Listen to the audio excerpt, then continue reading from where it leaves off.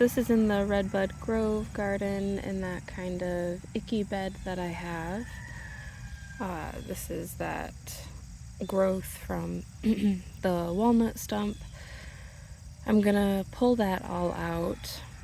I'm going to yank these blue sage. I grew these from seed last year. Sage grows super easy from seed. I'm not like too upset about having to scrap it or worrying about trying to save it. So I'm going to pull the few plants that I have of those because they're just not doing great because of this juglone. I'm going to come around, you can't really see it behind the alliums, is that firelight hydrangea that is really struggling. She's not dead yet, so I'm going to take that out, put it in a planter for now. Maybe find a permanent home for it this year, but it might be spring, I'm not sure, but if she survives. And yeah, start kind of reworking this bed. And I will take care because right there we have a monarch caterpillar, and right there we have a monarch caterpillar. So I'll keep my eyes out for caterpillars, chrysalises. Not really planning on disturbing this milkweed, which is a whorled milkweed. There's the flowers on that. Really pretty. Completely different texture from like the common and the swamp milkweed that I have growing. But they like it nonetheless. And again, this is another plant that is struggling because of the juglone. So there's a lot of discoloration. There's just been a lot of dieback. They haven't been growing very well. But fortunately, they self-seed freely, so that won't be an issue. There will be more. Yeah, I'm gonna get started on that. When I first started noticing that this firelight wasn't doing well, it was probably into June, a little into June, and I honestly thought it was a watering issue because we were kind of experiencing some drought. There hadn't been any rains in like a month, and there was a lot of yellowing and browning and wilting, and I assumed a watering issue. But after, compensating for that, it just kept getting worse and worse, and the only thing I can deduce is the juglone poisoning from the walnut stump over here. So I'm hoping that if I get it out of the ground, put it in a planter, possibly find a new home for it, that it'll be able to survive. I mean, you can see she's trying, poor little blooms. It's still trying to put on new growth, so I should have done it a little bit sooner, but, one of those things kept setting aside. But here we are, we'll do it now. Okay, so got her out of the ground and into this planter. Roots looked good, and I think she's gonna make it. Like I said, I mean, you can see it's still putting on trying to put on a lot of new growth. So I think I'll keep it in this planter for a bit. See what comes back next year. I can tell that some of these branches are dead, but hopefully that'll take care of the issue. And now I have kind of this gap over here that we'll address. So in this part of the garden, specifically in this bed, I have a lot of things that I started from seed. So like these little teeny tiny blue nepetas that I have growing in various other parts of my yard and different garden beds, and they're kind of struggling. These are some, I think they were like swizzle, something like that, coral and purple penstemons that I grew from seed. They're not doing too well.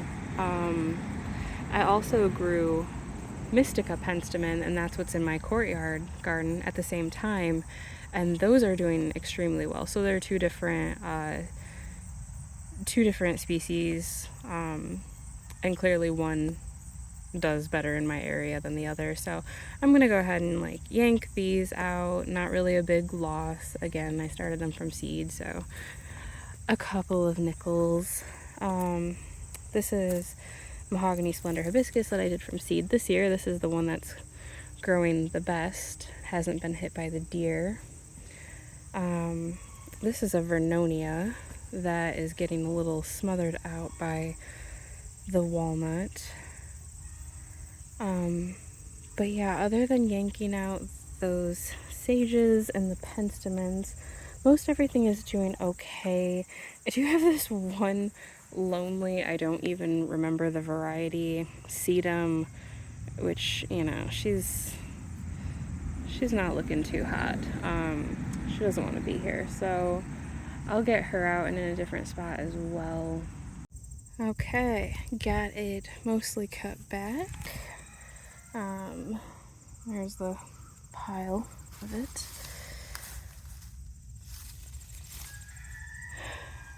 And it has like a really strong fragrance to it. It's always like a bit too much for me. But you can kind of see, so there was a small walnut tree. Ladybug.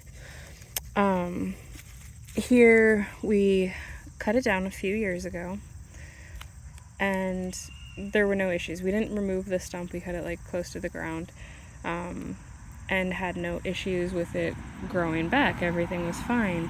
It wasn't until last year that I turned this into a garden bed, and I guess kind of started giving the area nutrients. I don't know, that this new growth started to flush out and become an issue. So I think what we'll do is kind of dig around it, maybe get some type of chain or something, use the tractor to pull the stump out. But I don't want to do that until obviously everything in here has kind of gone to bed. Don't want to, ruin any plants unnecessarily. And there's no rush. I mean, the vernonia is fine, the alliums are fine, the liatris is fine. They're obviously tolerating the juglone.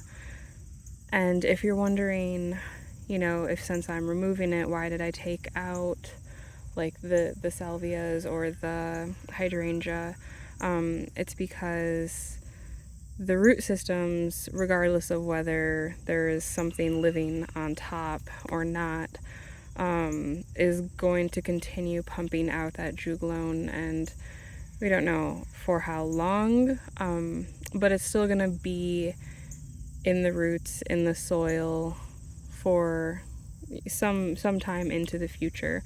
And so if these plants have an intolerance, they have an intolerance. It's not going to matter whether this living growth or the stump is gone or not. They're still going to have an adverse reaction to it. But one thing that I am noticing over here that just didn't realize, well, first of all, I only had a few of these world milkweed plants, and they didn't like being over here to begin with. So I think when I put them in last year, they just kind of fizzled out and didn't do much, and I just kind of thought that was that and they were dead. But I guess the couple of plants that I had did produce a few seeds, because they did self-seed all over, and I kind of quite like them. But they are incredibly similar in texture and appearance to the liatris, which is directly behind them. So that's kind of not doing it for me. I'll probably pull out the milkweed, address that, and I'll let some start seeding, and then probably collect the seed myself and scatter it in a different area. But yeah, I think I'll yank the milkweed out end of season and won't keep that in this bed. And then I also have this vernonia here, which is again incredibly similar in texture to the milkweed, to the liatris. So I'll move that as well to a slightly different area in this bed, or maybe a different bed or something. You know, you don't want things to have the exact same kind of foliage. You're not creating any sort of contrast that way, and your eye really doesn't have anything to focus on. It just thinks that it's all one big swath of the same thing. So we don't want that. But I think it will be much easier to remove that one vernonia plant than for me to try to pull out all of the liatris corms. So I think that is my work over here for now. I'm going to start putting together a plan of how I want to address the new expansion on this bed, get a plant list together. Clearly I think I need to add more of these veronicastrums because they just love it. And thank you for joining me today. Oh. You got a close up there. And we'll see you next time.